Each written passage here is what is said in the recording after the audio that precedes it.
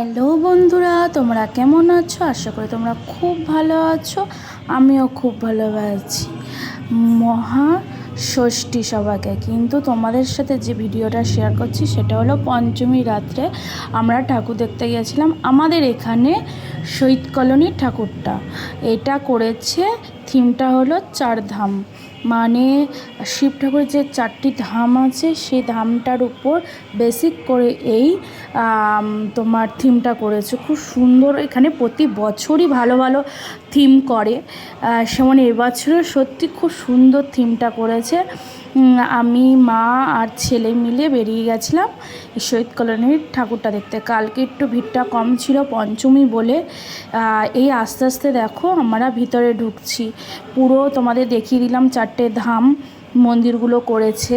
আর এই হলো মাকে আগে দর্শন করে নাও। দেখো মাটাও খুব সুন্দর হয়েছে।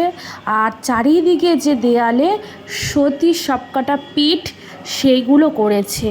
51 যে পীঠটা আছে সতীর সেইগুলোই করেছে এখানে। তারপরে মানে ভিতরটাও খুব সুন্দর করেছে, চারিদিকটা দেখো কত সুন্দর। লাইটিংটাও খুব ভালো করেছে, উপরে অনেক কিছু কারুকার্য করেছে।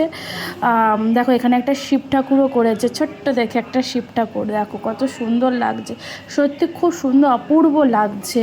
মানে এত সুন্দর করেছে। দেখো ওইটা থেকে বেরিয়েই, মন্দির থেকে বেরিয়ে, তোমার প্যান্ডেল থেকে বেরিয়ে এখানে বড় একটা মেলা বসে।